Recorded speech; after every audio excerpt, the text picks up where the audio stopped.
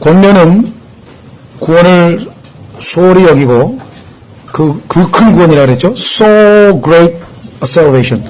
그처럼 큰 구원을 우리가 너무나 소홀히 여기고 또 우리의 마음이 하나님의 말씀 앞에 강팍해져서 딱딱해지고 그래서 결국은 하나님의 말씀을 듣는 일에 둔하여지고 그래서 결국은 더 이상 하나님께서 우리를 회개시킬 수 없는 정도까지 우리가 그렇게 상황까지 가게 되면 하나님께서 극단적인 조치를 취하실 수밖에 없는데 그것은 우리를 데려가실 수도 있고 또 아니면 그냥 하나님이 간섭을 안 하시고 내버려 두셔서 나중에 그에 대한 평가를 그리스도의 심판석에서 하시겠다 이렇게 말씀을 하셨는데 이 경고와 권면이 반복되는 가운데 우리는 지난번 11장에 와서 참으로 그 권면을 받아들여서 그 경고를 경청하고 권면을 받아들여서 믿음으로 살았던 우리 믿음의 선배들의 삶을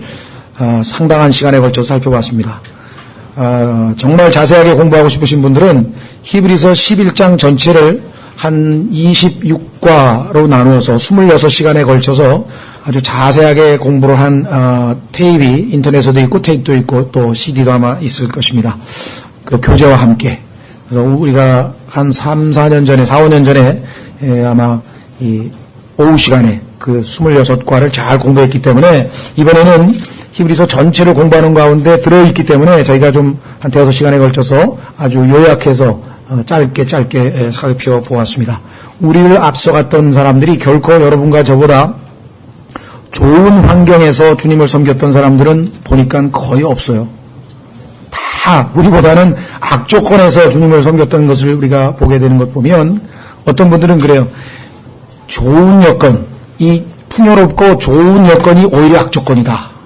그런 역설적으로 얘기할 수 있습니다. 왜냐하면 우리가 물질적으로 궁핍하고 육체적으로 고통스럽고 처해 있는 환경이 참으로 괴로우면 딴 거 뭐 죄를 즐길 여유가 있겠어요. 우리 마음이 뭐 세상을 향해서 뭘 찾겠어요.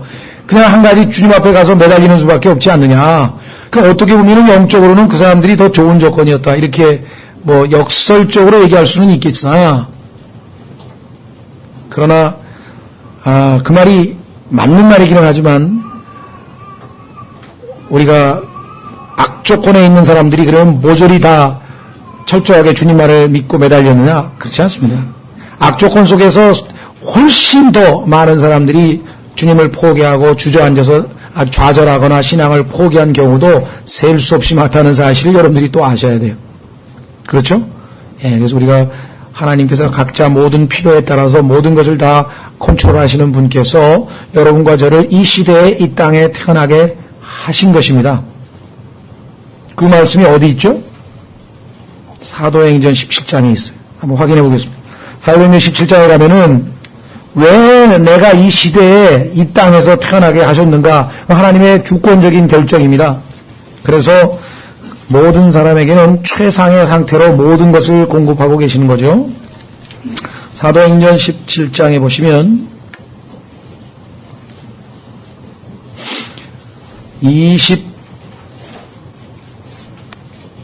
24절부터 사도행전 17장 24절 세상과 그 안에 모든 것을 만드신 하나님은 하늘과 땅에 주심으로 손으로 만든 전들에 거하지 아니하시고 여기서부터 31절까지가 그러니까 마르스 언덕이라고 그러죠. 그리스의 그 만신전, 판테온이라 그래가지고 그냥 온갖 잡신들 다 모아놓고 정말 이 종교 우상숭배를 하는 그 만신전, 판테온이라고 하는 그 그리스 신전에 있는데 마르스 언덕이라고 하는 곳에 올라가서 이 바울이 설교를 했습니다. 근데 이 참 위대한 이 설교 참 놀랍죠. 구원받지 않은 사람을 향해서 선포됐던 위대한 설교인데요. 이 설교 내용이 얼마나 심오한지 윌버 스미스라고 하는 형제님이 한 분 계신데 그분은 Therefore We Stand라는 책을 썼어요. 근데 600페이지가 넘는데 영어로 아주 깨알 같아가지고 읽기도 어려울 정도로 그렇게 600페이지가 넘는 책을 이 마르스 언덕에서의 바울의 설교 24절부터 31절을 근거로 해서 썼습니다. 그래서 그리스 모든 철학자들이 다 등장해요. 왜냐하면 여기도 보면은 그리스 철학자들이 나와서 에피큐로스 학파도 나오고 무슨 학파도 나오고 바울하고 막 논쟁을 벌이고 사도행전 17장 전체가 지금 인간의 그러니까 이성적으로 봤을 때 가장 똑똑한 사람들과 하나님의 말씀을 가진 바울과의 이 소위 말하면 대결이거든요. 그래서 그 전체를 아주 다루는 흥미진진한 책이 있는데 하나님이 언제 기회를 주실지 모르겠네요.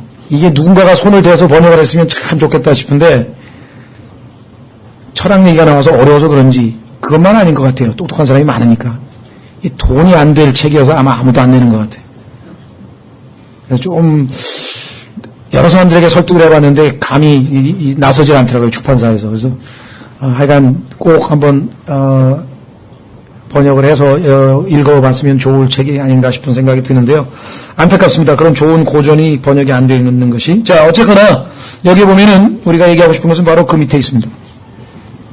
25절 또 무엇인가를 필요로 하시는 것처럼 사람들의 손을 통해 경배를 받지 아니하시나니 이는 그분께서 모든 사람에게 생명과 호흡과 만물을 주시기 때문이라. 또 그분께서 여기 나와 있습니다. 사람들의 모든 민족들을 한 피로 만드사. 수혈이 가능하죠? 전 세계 누구의 피를 다 수혈할 수 있습니다.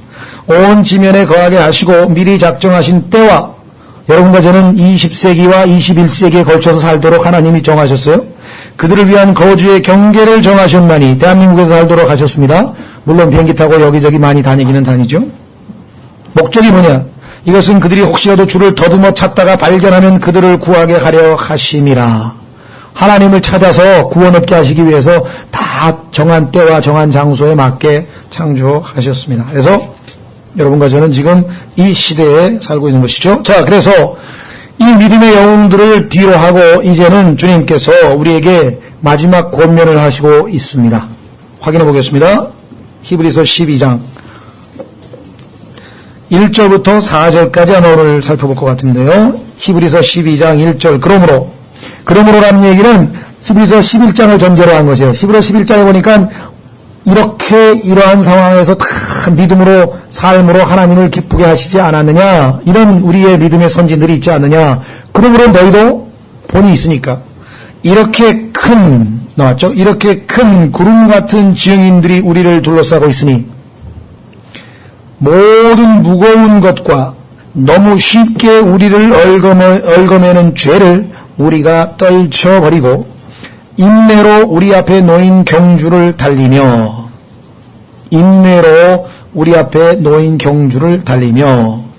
우리의 믿음의 창시자요 또 완성자이신 예수님을 바라보자.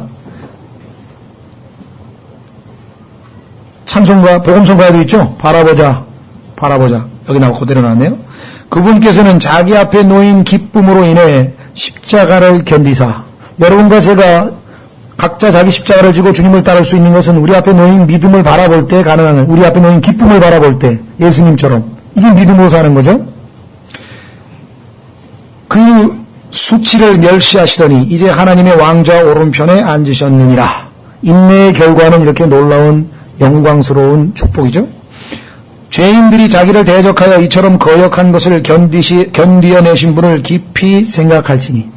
예수 그리스도를 깊이 생각하면 우리가 어떠한 어려운 상황에서도 능히 그분으로부터 극복할 수 있는 능력을 공급받을 수 있다. 이것은 너희가 너희 생각 속에서 지치지 않게 하려면 어떻게 되느냐? 예수님을 깊이 생각하라. 깊이 생각하려면 어떻게 하냐? 혼자 조용한 곳에 하여간 시간을 내서 한번 주님과 단독으로 1대1로 서 있어야죠. 기진하지 아니하게 하려 함이라. 우리 신앙생활에서 지치고 기진하지 않을 방법은 뭐냐? 예수 그리스도를 깊이 생각하는 것이다. 4절 너희가 죄와 싸우되 아직 피 흘리기까지는 대항하지 아니하였노라. 예수님은 그리하셨다 이 말이죠. 자, 그래서 우리는 네 구절에서 좀 여러 가지 중요한 사실들을 좀 살펴보려고 합니다. 자, 우선 여기 보니까 우리의 신앙생활을 달리기 시합에다가 비유했네요. 물론 단거리는 아닙니다. 100m 뛰고 말 일은 아니고요. 아마 가장 오랜 달리기 하면 뭐 마라톤에 비유할 수 있겠죠. 그렇죠? 성경에 보면 여러분과 저를 다양하게 비교했는데 기억나시는지 모르겠습니다만 지난주인가요? 우리 공부했을 때 우리를 군인이라 그랬어요. 군인. 그렇죠? 군사. 이번에는 달리기 선수. 또 예수님의 뭐 신부. 또 우리를 농장이라 그랬어요. 농장. 그래서 하나님의 일꾼들이 우리를 농장 삼아서 일을 해서 열매를 맺는 농장이라고도 고린도전서 3장에 나와 있고, 오늘 금방 살펴본 대로 하나님의 성전이라고 했고, 하나님의 영적인 스피리추얼 하우스, 영적인 거처라고도 했고, 우리를 양이라고도 했고, 우리를 하나님의 자녀라고도 했고, 정말 우리에게 부여된 칭호가 굉장히 많습니다. 각각 하나의 그 특성들을, 그 중에 하나가 뭐냐면 여러분과 제가 달리기 선수라 그랬는데, 여기 달리기 선수 해보신 분 계신가요? 달리기 시합에 나가 선수 해보신 분, 뭐, 진리침례교회 5월 체육대회에서 달리기 시합한 거 빼고, 진짜, 육상, 이렇게 막, 진짜 시합에 나가서 달리기 선수 해보신 분, 여기 계시네. 저도 진짜 시합에 나가서 자전거 선수, 세발 자전거. 그 다음에 진짜 선수로 나와서 축구 선수 한번 해봐요, 축구 선수. 근데, 너무 시세서 그런지 관중은 별로 없었어요. 자전거 때는 좀 많았던 것 같은데. 하여간 지금 어떤 것에 비교했냐면 시합에 나갔는데 어마어마하게 많은 관중들이 쫙 둘러싸서 일종의 로마 시대로 치면 지금 이때 분위기로 봐서는 로마 시대의 원형 경기장 아시죠? 예. 거기서 지금 시합하는데 관중들이 그냥 막 소리를 지르고 막 응원을 하고 뭐 굉장합니다. 뭐 내년인가? 내년이 아니지. 대구에서 하는 그 세계 육상 선수권 대회가 언제입니까? 잘 모르시나요? 하여간 거기 보면 이제 그 달리기 시합할 때 막 이제 사람들이 모여가지고 막 굉장하겠죠? 소리를 지르고. 그런 그 시합에 출전한 선수에다가 비유를 했습니다. 그런데, 자, 증인이 있어요. 우리로 치면 응원단으로 칠 수 있겠죠? 그 다음에, 선수가 있어요. 그 다음에 상이 있어요. 세 가지 요소가, 그렇죠? 예. 그래서 우리가 이제 달리는데 성경에 보니까 우리 신앙생활을, 우리의 인생을, 그리스도인의 삶을 달리기에다가 비유한 게 한두 번이 아니에요. 반복해서 여러 번 강조하고 있는 걸 보면 상당히 중요한 의미가 있는 것 같아요. 주님께서. 자, 한번 확인해 보겠습니다. 우선 제일 순서대로 해보죠. 고린도전서 9장 24절. 고린도전서 9장 24절. 고린도전서 9장 24절. 늘 제가 말씀드렸습니다만은 꼴불견 중에 꼴불견이라고 한다면 마라톤 뛰다가 중도에 포기한 사람. 그 사람들 보면요, 정말 민망스러워서 못 볼, 천하를 보기가 좀 민망스러워. 달리기 하러 나온 사람들이 중간에 포기해가지고 트럭에 타고 온다고, 트럭에. 트럭에 보면 그런 포기자들 있죠? 다 쓰레기 줍듯이 주워 담아가지고. 고급 승용차 안 태우는 게 다행이죠. 예, 하여간 청소차에다 실어가지고 뒤에다가 트럭에다 싣고 보면 다 가서 다른 사람은 뛰고 있는데 트럭 타고 와요. 히브리서에 해당되는 사람이 그런 사람이 느슨하게, 그러니까 중도에 달리다가 포기해버린 거야. 그 얼마나 수치스럽고 얼마나 부끄러워요. 차라리 그냥 기더라도, 그렇잖아요. 힘들면 기든지 걷든지 하여간 차라리 그렇게라도 해야지. 어떻게 차 타고 오냐고. 예? 이 히브리서에 해당되는 사람도 아마 경고가 나오네. 얼마나 안타까운 일이냐. 자, 그래서요, 여기 보시면 24절, 고린도전서 9장 24절에 또 우리를 달리기 선수, 그 다음에 권투 선수도 됩니다. 권투 한 번도 안 해보셨죠? 네, 여기 가면 이제 권투 선수에다 또 비유해. 보세요. 경주할 때에 달리는 자들이 다 달릴지라도 한 사람이 상을 받는 줄을 너희가 알지 못하느냐. 너희도 상을 받도록 이와 같이 달리라. 달리는 자의 목표는 상입니다. 빌립보서 3장에서도 바울은 높은 부르심의 상을 바라보면서 자기를 채찍질하고 달려간다라고 얘기하고 있죠. 자, 25절 이기려고 애쓰는 자마다 모든 일에서 절제하나니 이 절제가 지금 히브리서 12장에서는 뭐라고 나왔냐 하면은요 무거운 것과 죄를 떨쳐버리고 그랬다. 달리기 시합하러 나가는 사람인데 그렇죠? 달리기 시합하는 사람들이 무거운 거 드는 거 봤습니까? 난 모르겠어요. 저 선글라스 끼고 뛰는 사람은 아마 그 집중하기 위해서 딴 거에 한눈 안 팔고 집중하기 위해서 아마 선글라스 끼고 뛰는 것 같아요. 전 답답해서 못 뛸 것 같은데 하여간 그거는 뭐 무거운 것에 해당은 안 되겠죠. 또 이렇게 뭐 이봉주 선수처럼 뭐 이 띠를 둘러가지고 뭐 자기 의지를 한번 난 정말 뭐 대한 건화처럼 여기다 이렇게 딱 띠를 두르고 뛰는 사람도 있고 뭐 모자를 쓰고 뛰는 사람도 있고 그런 거는 뭐 무거운 거에 해당 안 되겠지만 만약에 주머니에다가 휴대폰을 놓고 뛴다. 그건 좀 정상이 아니죠. 그렇겠죠? 예. 여러 가지 형태의 무거운 것들. 그게 여기 지금 나와 있는 것처럼 뭐라고 했냐면 절제하는 것에 해당되는 죄. 그래서 고린도 전서 9장에 뭐라고 했냐면은 이는 그들은 썩을 관을 얻고자 그 일을 하되 멸관을 받든 뭐 금메달을 받든 하여간 이것들은 다 썩는 거 아니냐. 우리는 썩지 아니할 관을 얻고자 하느니라. 26절. 그러면 내가 이와 같이 달리되 정해진 것이 없는 것처럼 하지 아니하고 목표가 없이 달리지 않잖아요. 뚜렷하게 지금 피니시 라인을 보고 목표를 보고 지금 달리는 거죠. 그 다음에 또 이와 같이 싸우되 허공을 치는 자 같이 아니하며 제일 맥빠지는 게 주먹 휘둘렀는데 헛방 치는 거죠. 그죠? 야구할 때 헛스윙하는 거하고 아마 힘이 엄청나게 들어가는데 휘둘렀는데 안 맞았어. 권투도 마찬가지. 그리스도인의 우리가 권투 선수라면 그건 아니다. 우리는 목표물을 정확하게 맞춰야 되고 타격을 정확하게 해야 되는 것처럼 우리 달리기도 목표가 있다. 목적이 뭐냐? 오직 내가 내 몸을 억제하여 복종시키면 내가 다른 사람들에게 복음을 선포한 뒤에 어떤 방법으로든지 내 자신이 버림을 받지 아니하게 하려 함이라. 다른 사람은 열심히 독려해가지고 열심히 같이 뛰자 그래가지고 다른 사람 상 다 받았는데 자기는 상 못 받고 하나님의 시상대에서 버림받으면 여기서 버림받는 건 지옥 간다는 얘기 아닙니다. 구원에 관한 얘기가 아니고 문맥이 지금 보상에 관한 이야기죠. 자, 그 다음에 또 달리기 하는 사람은 어떻게 됩니까? 절제하면서 상을 받기 위해서 목표를 향해서 최선을 다하는 것. 두 번째, 디모데후서 2장 5절. 디모데후서 2장 5절에 가면 가장 상식적인 이야기이면서도 가장 중요한 이야기 같아요. 왜? 열심히 죽어라고 뛰어놓고 나중에 했더니 그 1등한 것이 취소가 되어버렸대. 규칙을 위반해가지고. 그렇죠? 예. 보세요. 디모데후서 2장 5절. 또한 사람이 우승하려고 애써도 법대로 하지 아니하면 관을 얻지 못하며. 법대로. 규칙대로. 그렇죠? 예. 규칙대로, 법대로. 우리 그리스도인의 신앙에 있어서 규칙은 뭡니까? 하나님의 말씀이죠. 하나님의 말씀에 입각해서 여러분과 제가 해야 하나님께서 평가하시죠. 하나님께서 하시는 모든 일은 진리 안에서 이루어진다 그랬거든요. 진리가 아닌 것으로, 편법으로, 다른 수단으로 그런 걸로 하게 되면 하나님은 여지없이 그건 다 골라내십니다. 그건 다 파울입니다.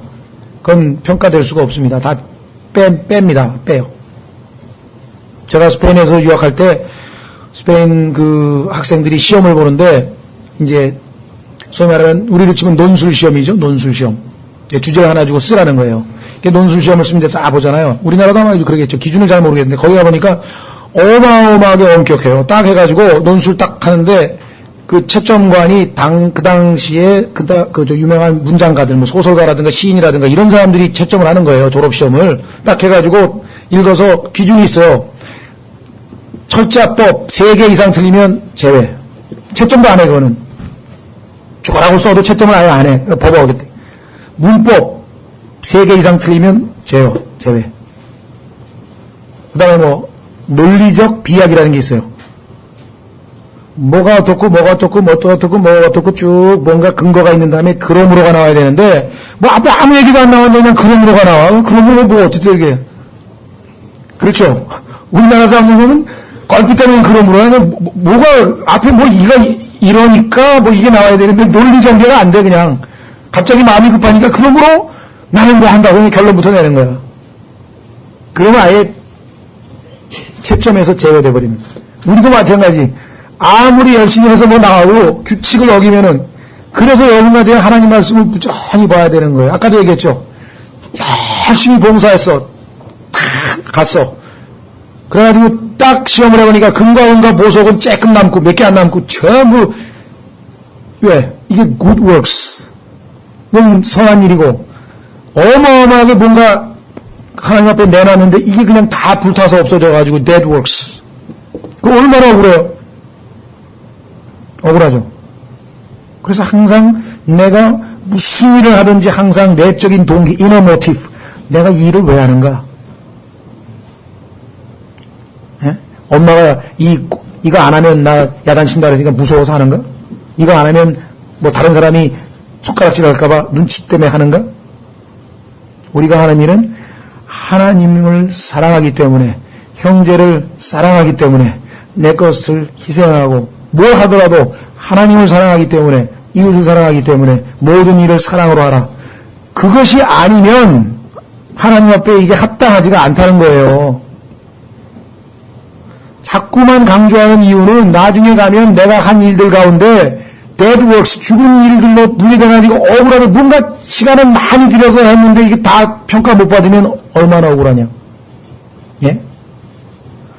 옛날에 벤 존슨인가 있었죠? 우리나라 그 88 올림픽 때 그 캐나다 달리기 선수 금메달 땄는데 박탈당했죠? 약물 복용했잖아요. 그렇죠? 그 전에 86년도 아시안 게임 때는 그 인도 우샤라고 하는 인도 선수가 달리기 4레인인데 4레인인가 뭐 자기 레인에서 벗어나서 침범해가지고 비디오 판독해가지고 금메달 뺏기고 은메달이 우리 임춘혜 선수가 대신 금메달 받아. 왜? 규칙을 지켰으니까. 하늘나라에 가면 뭐 부지기수 이제 저 반칙한 사람들 나오는 거예요. 반칙한 사람 다 뺏기 억울하잖아요. 그렇죠?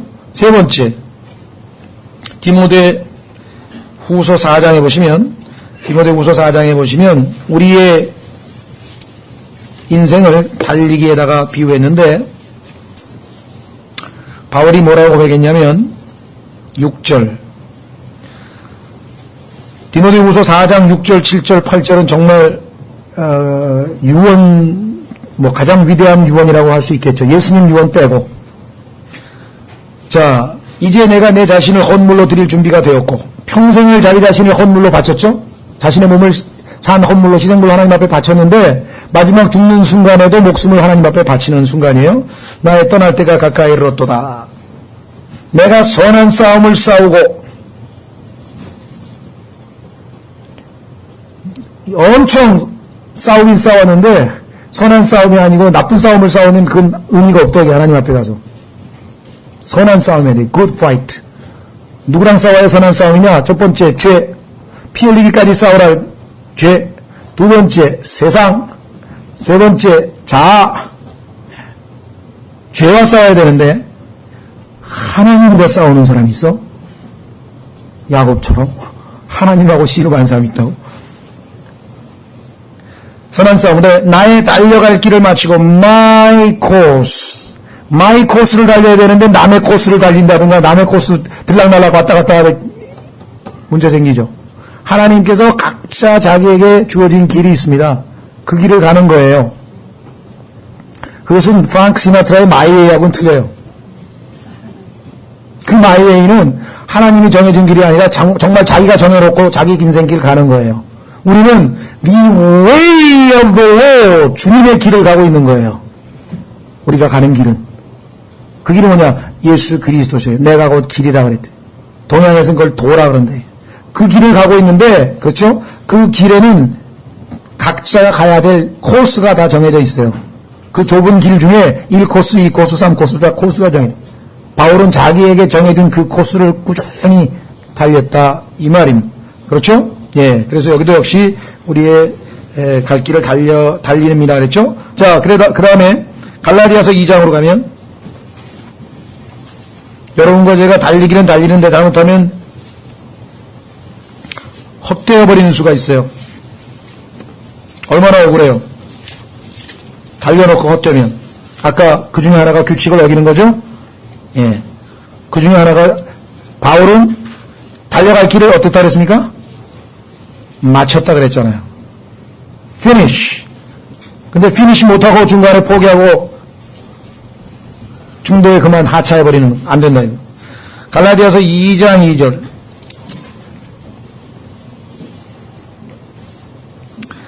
내가 계시로 말미암아 올라가 내가 이방인들 가운데에서 선포하는 복음을 그들에게 전달하되 명성 있는 자들에게는 개인적으로 하였으니 이것은 어찌하든지 내가 다름질하는 것이 여기 나와 있네요.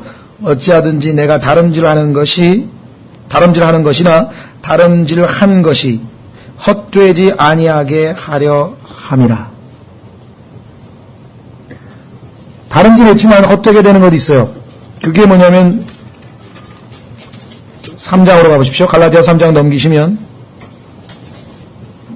1절부터 어리석도다. 갈라디아 사람들아, 예수 그리스도께서 십자가에 못 박히신 것이 너희 가운데에서 너희 눈앞에 분명하게 제시되었거늘 누가 너희를 꾀어 너희가 진리에 순종하지 못하게 하더냐. 내가 너희에게 다만 이것을 알고자 하노라. 너희가 율법의 행위로 성령을 받았느냐 믿음에 관하여 들음으로 받았느냐. 너희가 그렇게 어리석으냐. 너희가 성령 안에서 시작하였다가 이제는 육체로 완전해지고자 하느냐. 이 육체로 완전해지고자 하는 이것, 이 나중에 결국은 육신으로 행한 일들, 죽은 일들 다 없어져 버릴 터인데 그렇게 헛된 일을 당하면 어떻게 되냐. 헛된. 마찬가지로 빌립보서 2장 16절. 빌립보서 2장 16절. 15절부터 이것은 너희가 흠이 없고 무해한 자 곧 구부러지고 비뚤어진 민족 가운데서 책망받을 것이 없는 하나님의 아들들이 되게 하려 함이라. 그런 민족 가운데서 너희가 세상에서 빛들로 빛나며 생명의 말씀을 제시하나니 이로써 나는 내가 헛되이 다름질하지 아니하고 헛되이 수고하지 아니한 것에 대해 그리스도의 날에 기뻐하리라. 그리스도의 날에 헛되게 수고해서 허탈감에 젖어서 안타까워하는 그런 일이 없도록 하기 위해서 내가 너희들을 이렇게 독려하노라. 이렇게 지금 말씀하고 있죠? 예. 자, 그래서 바로 3장에 보시면 한 장 더 넘기십시오. 빌립보 3장에서 12절. 나는 내가 이미 도달한 것처럼 말하지 아니하며 이미 완전한 것처럼 말하지도 아니하고 다만 그리스도 예수님께서 나를 붙잡아 이루시고자 하신 그것을 붙잡으려고 뒤따라가노라. 형제들아, 나는 내가 이미 붙잡은 줄로 여기지 아니하고 다만 이 한 가지 일을 행하나니 곧 뒤에 있는 그것들은 잊어버리고 앞에 있는 그것들을 잡으려고 나아가 그리스도 예수님 안에서 하나님의 높은 부르심의 상, 아까 상 나왔죠? 부르심의 높은 상을 받으려고 콧대를 향해 밀고 나아가느니라. 프레스, 막 자기를 앞으로 우리가 엑셀을 그냥 콱콱 밟듯이 그렇게 뛰쳐나간다. 달려가고 있다. 자, 다시 돌아옵니다. 히브리서 12장으로 와서 이제 그러므로 이렇게 큰 구름 같은 증인들이 우리를 둘러싸고 있으니 여러분들 운동시합 나가본 사람들은요. 왜 홈구장에서 하면 이득이 되는가. 이건 뭐 상식적으로 다들 알고 계시죠. 응원단이 있잖아요. 응원단. 홈구장에서는 대부분 팀들이 바깥에서 어웨이 경기를 하는 것보다 항상 성적이 대부분 좋습니다. 왜냐하면 그 홈구장에 뭐라 그러나요? 어드밴티지라 그러나? 이득이 있잖아요. 그게 뭐냐면 자기가 익숙하게 늘 연습하던 그 장소에다가 자기 아는 사람들, 친구들이 와가지고 전부 다 응원하고 있잖아요. 가족들이 응원하고 있고. 그렇죠. 여기도 지금 응원단이 있지 않느냐? 히브리서 11장에 지금 명단 조시 안 하냐? 응원단 명단. 그 사람들이 있지 않느냐? 모든 무거운 것과 너무 쉽게 우리를 얽어매는 죄를. 우리가 죄를 뭐 자주 지어봐서 알지만 이게 죄 짓는 것처럼 쉬운 게 없어요. 너무 쉽게 져. 그냥 순식간에 넘어져. 그렇죠? 우리가 생각할 때, 다윗이 그래도 시편을 쓴 거 보니까 어마어마하게 영적으로 정말 성군이고 대단한 사람인데, 어쩌다가 그렇게 한순간에 그냥 그렇게 무너져 내릴까? 베드로는 예수님을 3년 반을 따라다니면서 무리를 걷기도 하고, 막 온갖 기적을 다 체험하기도 하고, 하늘에서 예수님이 막 영광스러운 하얀 모습으로 변한 것도 보고 그냥 그렇게 체험을 한 사람이 그 마지막 순간에 예수님을 그냥 그렇게 막 저주까지 하면서 3번이나 부인해? 이야, 그렇게 무기력한 거예요, 우리가. 죄 앞에는 무기력. 육신은 너무나 약한 것입니다. 그래서 쉽게 우리를 얽어매기 때문에 항상 경계하고, 자, 우리를 떨쳐버리고, 그 다음에 뭐랬습니까? 인내로 우리 앞에 놓인 경주를 달리며. 뭐 마라톤의 인내라고 하는 것은 뭐 정말 달리 설명할 필요가 없겠죠. 오래 참아야 됩니다. 인내. 자, 그래서 달려가는데 목표가 있죠. 아까 부르심의 높은 상인데 거기에 누가 계십니까? 예, 사실은 우리가 상보다도 그 상을 주시고자 계신 그분을 더 우리가 지금 관심이 있는 거죠. 우리의 믿음의 창시자여 또 완성자이신 예수님을 바라보자. 여러분과 제가 예수님을 믿는 순간에 믿음을 선물로 주셨습니다. 자신의 믿음을. 그렇죠? My faith라고 해요. 내 믿음. 그러면 그 믿음을 우리에게 선물로 주셔서 창시 우리 안에서 하나님의 믿음을 주셨는데 그 믿음을 언제까지?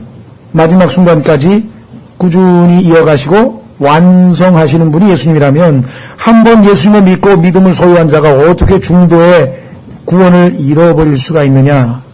불가능한 얘기죠. 그렇죠? 예. 완성자 아닙니까? 빌립보서 1장 6절로 가시면 빌립보서 1장 6절 너희 안에 선한 일을 시작하신 분께서 우리 안에 자신의 믿음을 주시고 이미 선한 일을 시작하셨습니다. 예수 그리스도의 날까지 그 일을 이루실 바로 그것을 확신하노라. 그분은 중도에 포기하시는 법이 없어요. 여러분과 제가 중도에 포기하려고 하면 어떻게 한다 그랬습니까? 아까 예. 히브리서 12장 다음 주에 우리가 공부할 5절부터가 그 유명한 징계에 관한 것이거든요. 훈련과 징계를 통해서 계속해서 우리로 하여금 이 경주를 하도록 도우시고 그렇게 배려하시는 거죠. 자, 믿음의 창시자의 완성자이신 예수님을 바라보자. 그분께서는 자기 앞에 놓인 기쁨으로 인해 그 기쁨이 어떤 기쁨입니까?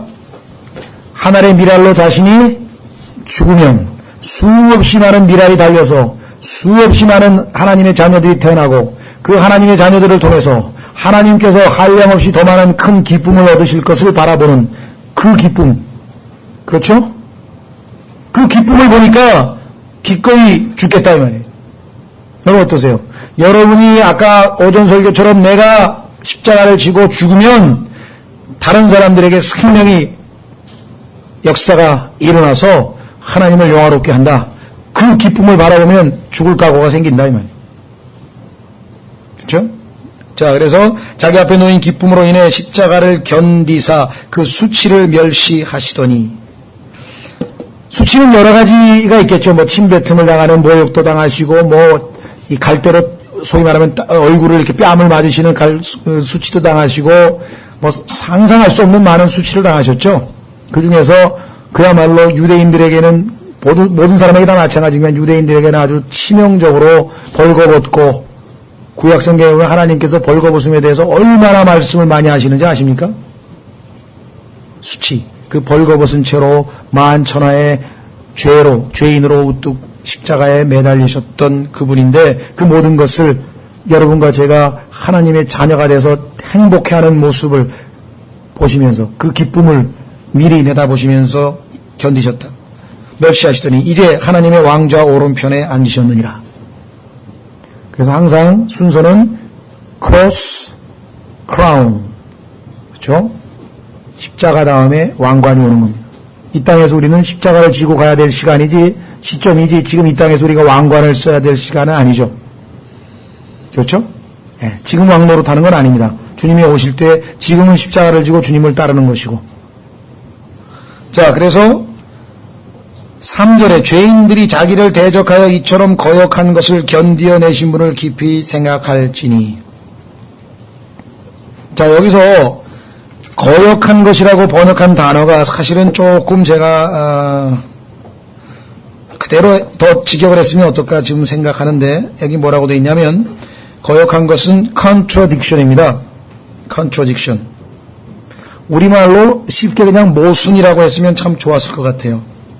즉 죄인들이 자기를 대적하여 행한 이와 같은 모순된 행동들을 견디어내신 분. 얼마만큼 모순되냐. 이 세상에 모순이 많다 하지만 이 세상 자체가 모순된 세상에서 우리가 살고 있죠. 이 세상에서 제일 큰 모순이 뭐라 그럽니까? 소위 말하는 실존주의 철학자들에 따르면 인간은 살려고 태어났죠.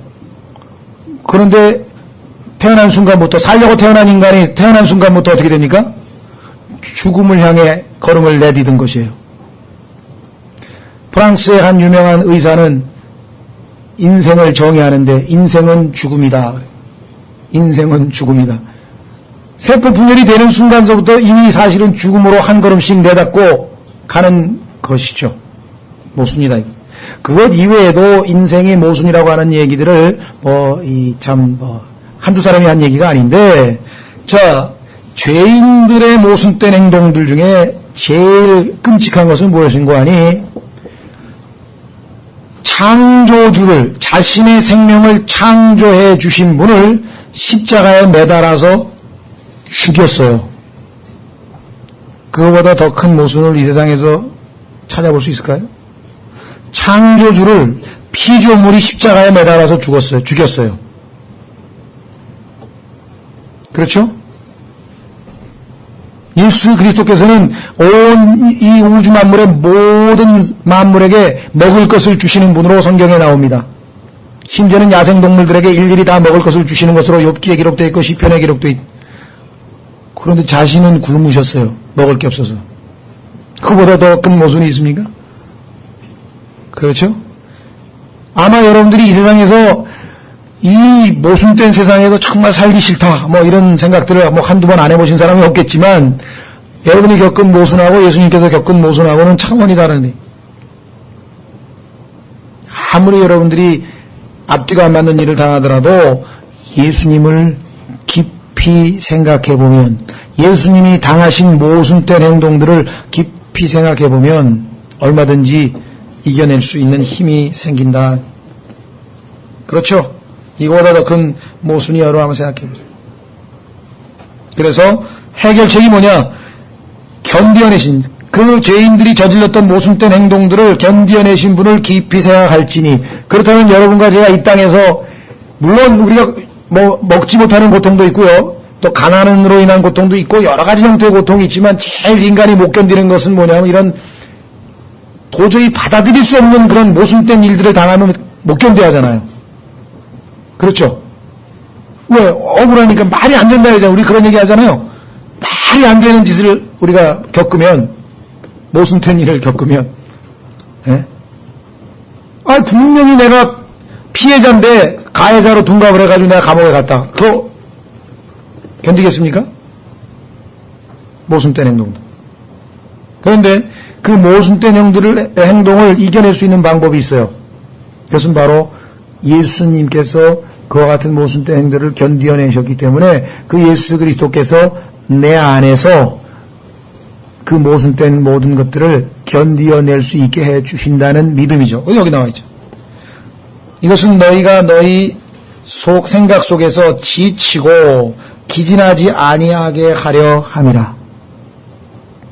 신앙생활에서, 인생의 마라톤과 같은 장기 레이스에서 지치고 기진하지 아니할 수 있는 방법은 우리는 늘 주님을 깊이 생각하는 것. 예? 피곤하고 지쳤습니까? 예수님께서 얼마나 피곤하고 지치셨으면 우물가에 앉아서 그 여인 보고 물 좀 달라고 했겠습니까? 시험을 당하고 계십니까?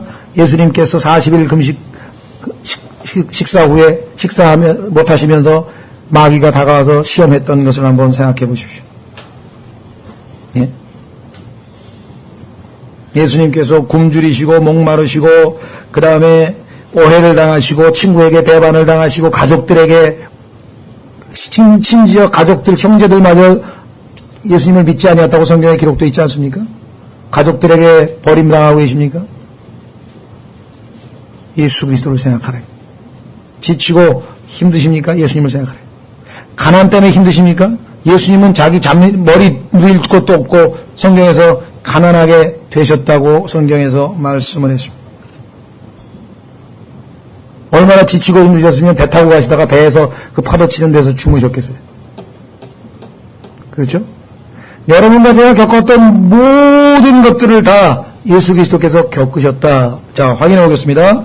히브리서 우리가 봤던 앞부분에 그 얘기가 나오죠? 2장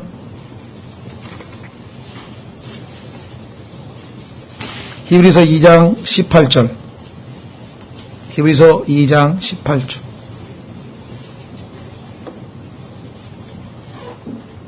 그분께서 친히 시험을 받아 고난을 당하셨은즉 시험 받은 자들을 능히 구조하실 수 있느니라. 겪어본 사람이 그 사람의 고통을 알고 있는 것처럼 겪어보지 않으면 모르죠. 그렇죠? 자기가 그걸 겪어본 사람은 다른 사람에게 위로를 하더라도 그 위로에는 힘이 있고, 왜? 겪은 사람이 얘기하니까.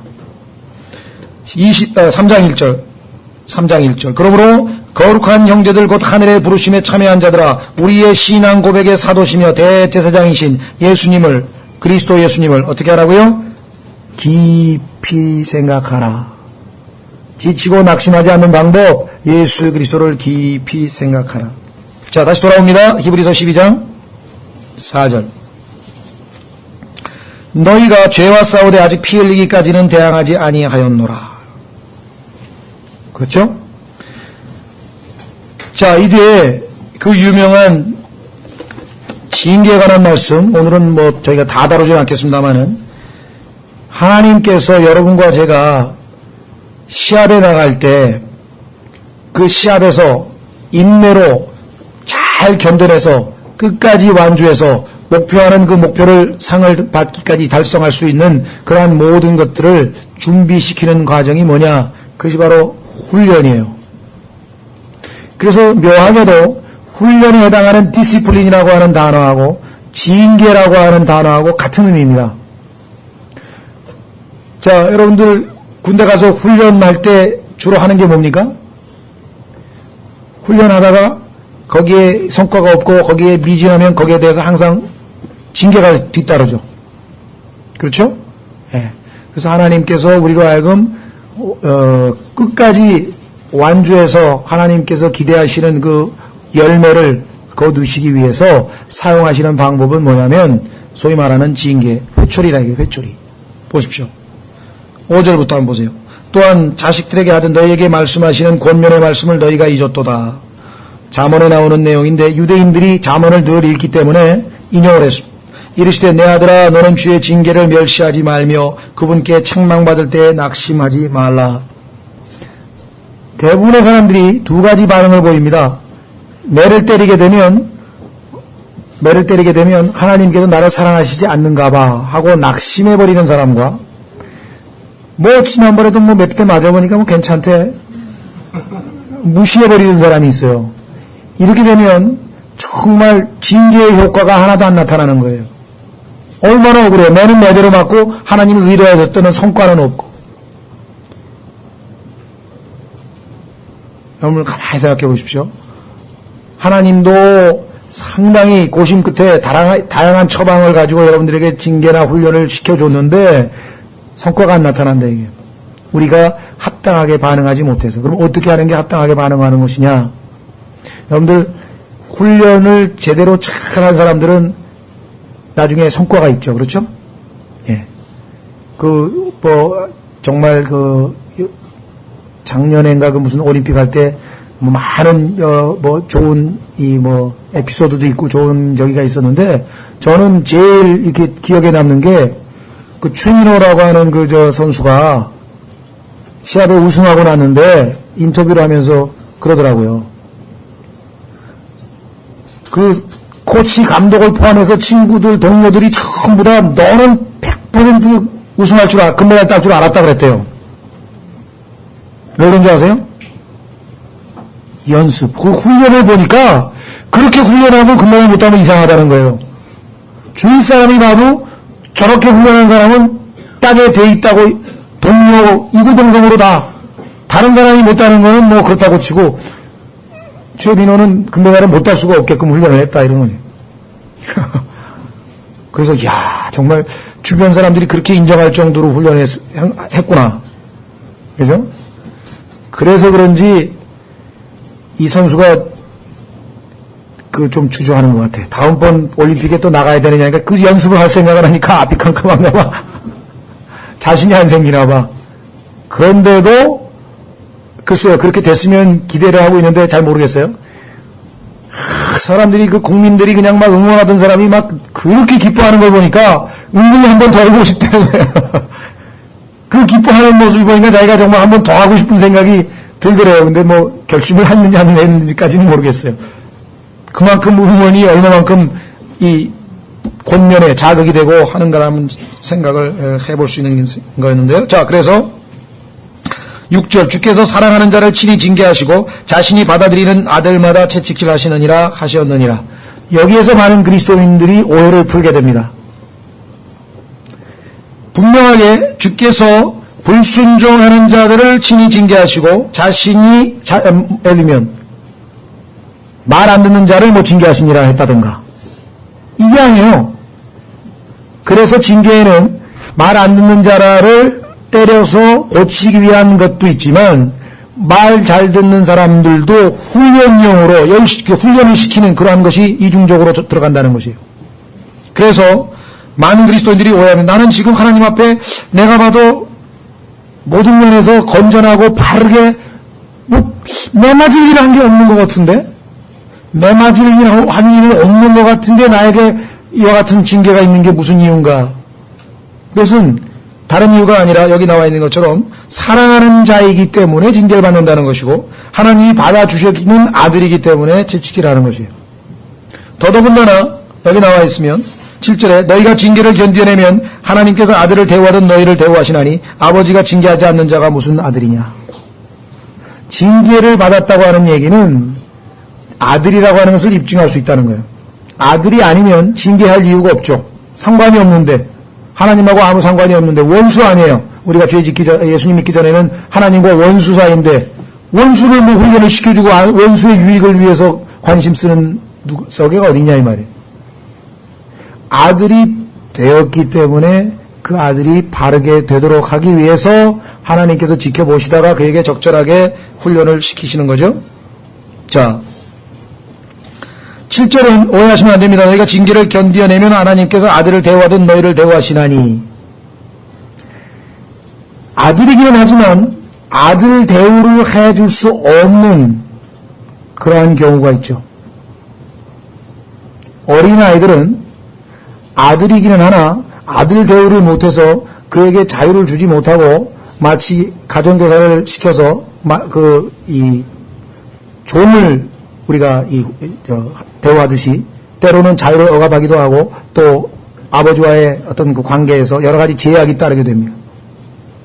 그러니까 우리가 하나님께서 우리를 마음 편하게 아들로서 대우할 수 있을 정도로 영적으로 우리가 성숙이 돼야 된다고 하는 것이죠. 자, 8절에 모든 사람이 징계를 받음으로 너희에게 징계가 없으면 너희가 사생하여 아들이 아니니라. 또한 우리에게 있던 우리 육체의 아버지들이 우리를 바로잡아도 우리 육체의 아버지들이 우리를 때로는 때리시기도 하고 벌 주시기도 하시고 야단도 치고 권면도 하고 이럴 때에도 우리가 그들을 공경하였거늘 하물며 영들의 아버지께서 하물며가 의미하는 바 알겠죠? 육체의 아버지에게도 우리가 공손하게 그 징계를 달게 받는다면 영들의 아버지께 우리가 더욱 복종하고 이로써 살아야 하지 아니하겠냐. 그러니까 징계에 대해서는 태도가 아까 나와 있는 멸시, 그 다음에 낙심 두 가지는 하지 말아야 되고 멸시하거나 낙심하지 말아야 되고 그럼 우리가 해야 될 일은 뭐냐? 견디어내라 이 말이에요. 견디어내라. 여기 나와 있죠? 견디어내라. 그러면 아버지께서 아들을 대우하듯이 대우하실 것이다. 10절 진실로 그들은 며칠 동안 자기들이 기뻐하는 대로 우리를 징계하였거니와. 우리가 아주 성숙한 부모가 되지 않고는 자녀들의 유익을 위해서 객관적으로 공정하게 그렇게 징계하거나 벌하지 않습니다. 대부분 부모들이 자식들을 징계할 때 보면은요 상당히 흥분된 상태에서 자기 자신이 통제가 안 돼서 그냥 흥분된 상태에서 그렇게 이 징계를 하잖아요. 벌을 주고. 그리고 그것을 자기들이 기뻐하는 대로 부모님들의 주관적 판단에 따라서 자기가 보기에 객관적이지 않잖아요. 우리는 때로는. 그런데 하나님께서는 징계할 때 이와 같이 육체의 부모들과는 다른 차원에서 우리를 징계하신다. 그분께서는 우리의 유익을 위해 하시나니. 어떤 형태의 징계가 됐든 간에 어떤 형태의 훈련이 됐든 간에 반드시 우리에게 유익하도록, 우리에게 유익이 되도록 하나님께서 징계하신다는 것, 이것은 우리가 자신의 거룩함에 참여하는 자가 되게 하려 하심이라. 목표는 뭐냐? 징계와 훈련의 목표는 우리의 거룩함입니다. 이 죄라고 하는 것은 우리가 편안하고 느슨해지면 쉽게 우리를 얽어맨다고 아까 얘기했죠. 이스라엘 백성들도 광야에서 고난을 당할 때하고 그들이 편해졌을 때하고 늘 하나님 앞에 대한 태도가 달랐어요. 그래서 하나님께서는 신명기에서 뭐라고 얘기하냐면 여수run이 살지자 나를 버렸도다. 하나님을 버릴 만큼까지 가버릴 수도 있다는 것이죠. 그래서 11절 결론입니다. 이제 어떤 징계도 그 당시에는 기쁘게 보이지 아니하고 슬프게 보이나. 징계받고 훈련받는데 그것을 즐거워하는 사람은 없죠. 힘들고 괴롭죠. 그러나 우리가 그것을 견디어낼 수는 있습니다. 왜? 그럼에도 불구하고 나중에는, 이게 답이에요. 나중에는 afterward, 그 징계 이후에 오게 될 그 나중의 결과를 우리가 믿음으로 바라본다면 나중에는 그것으로 말미암아 단련된 자들에게는, 여기 핵심이 exercised. 5장으로 한번 가보십시오. 히브리서 5장에 여러분과 제가 단련이 되어야 할 것에 대해서 말씀하고 계시죠. 히브리서 5장 12절, 시간으로 보건대 너희가 마땅히 가르치는 자가 되었어야 할 터이나 하나님의 말씀의 첫째 기초 원리들을 남에게 다시 배워야 할 필요가 너희에게 있나니 너희가 단단한 음식이 아니라 젖을 필요로 하는 자가 되었도다. 젖을 사용하는 자마다 갓난아이므로 의의 말씀에 능숙하지 못하니라. 그러나 단단한 음식은 장성한 자들의 것이니 그들은 그것을 사용하여 자기 감각들을, 여기 나와 있죠, 단련시킴으로 반복, exercised. 그래서 늘 이 교과서에 보면 뒤에 연습 문제가 나오는 게 exercise가 나오는, 그 exercise를 자꾸 반복해서 해야 소화를 해내죠, 그 배운 것들을. 근데 그 exercise 안 하고 넘어가거나 친구 거를 가져다가 베끼거나 아니면 이 참고서 사가지고 그대로 베끼거나, 그 exercise가 안 돼 있으면은 그 안에 과에 해당되는 내용들을 그저 뭐 한번 듣고 그냥 끄떡끄떡 한 것뿐이지 자기 것으로 만들지 못한다고요. 그래서 연습 문제 써오죠. 옛날에 뭐 영어 보면 A 뭐 철자도 그냥 몇 번씩 뭐 10번씩 쓰라 그러고 뭐 20번씩 쓰라 그러고, 그 제대로 쓴 사람은 잘하는데 안 쓰고 넘어가면 이제 못하는. 자, 그래서 결국은 하나님이 원하시는 것은 무엇인가 하니 맨 마지막입니다. 11절, 히브리서 12장 11절, 다음 시간에 조금 징계와 관련된 다른 구절들 찾아보겠습니다만은 히브리서 12장 11절, 의의 화평의 열매를 맺느니라. 이 열매로 하나님을 기쁘시게 하고 사람들을 기쁘게 해드리는 것이 열매 맺는 삶, 그렇죠? 의의 화평의 열매. 한 구절 잡고 마치겠습니다. 오늘 요한복음 15장에 가면 하나님의 징계를 뭐에다가 비유해서 쉽게 설명해 주냐면, 우리가 포도나무 전지작업, 가지치기에다가 비유해서 요한복음 15장, 나는 참 포도나무요 내 아버지는, 요한복음 15장 1절, 나는 참 포도나무요 내 아버지는 농부시니 내 안에서 열매를 맺지 아니하는 모든 가지. 우리가 과거에는 열매를 맺지 아니하는 가지, 그런데 그분께서 제거하시고 열매를 맺는 모든 가지는 깨끗하게 하사. 자, 열매를 맺지 않는 게 하나 있고, 그 다음에 열매를 맺는 게 있고, 그 다음에 그 열매 맺는 것을 하나님께서 깨끗하게, 아까 거룩함에 참여한다 그랬죠? 깨끗하게 훈련을 통해서, 단련을 통해서 하시면 그것이 뭐라 그랬습니까? more, 더 많은, more fruit. 영어로 보면 참 쉬워요. not fruit. 열매 맺지 못해도 돼. fruit. 근데 그 fruit을 맺는 사람은 정결케 해서 여기 more fruit 더 많은 열매를 맺게 해서 자 밑으로 내려갑니다. 3절 이제 너희는 내가 일러준 말로 깨끗하게 되었으니 내 안에 거하라 나도 너희 안에 거하리라. 가지가 포도나무 안에 거하지 아니하면 스스로 열매를 맺을 수 없는 것 같이 너희도 내 안에 거하지 아니하면 더 이상 열매를 맺을 수 없느니라. 나는 포도나무여 너희는 가지니라. 사람이 내 안에 거하고 내가 그 안에 거하면 그 사람은 그 다음에 뭐라 했습니까? much fruit, not fruit, fruit, more fruit, much fruit. 이게 하나님께서 기대하시는 거예요. 왜? 8절 가보세요. 8절 여러분과 저의 삶의 목표가 하나님을 영화롭게 하는 거죠. 하나님을 영화롭게 하는 수단이 무엇입니까? 8절 너희가 열매를 much fruit 많이 맺으면 내 아버지께서 영광을 받으시나니 이로써 너희가 내 제자가 되리라. 그렇죠? 하나님을 영화롭게 하는 much fruit. much fruit을 맺으려면 어떻게 되는가? 아까 나와 있는 것처럼 정결케 하는 작업. 그 정결케 하는 방법이 무엇인가? 그것이 바로 징계. 그래서 히브리서 12장에서 징계를 통해서 우리를 거룩하게 정결케 하고 그것을 통해서 결국은 화평의 프룻 열매를 맺어서 하나님을 영화롭게 한다. 그러니까 징계라고 하는 것은 반드시 누구에게나 꼭 필요하다는 것. 그러니까 겁먹지 말고 낙심하지 말고 또 우습게 멸시하지 말고 하나님께서 나에게 유익을 위해서 주신 것을 다 그러니까 하나님 손에 막대기가 들려있을 때 막대기만 쳐다보지 말고 하나님을 보라고 그 인자하신 모습으로 들고 계신 하나님을 보라고. 예?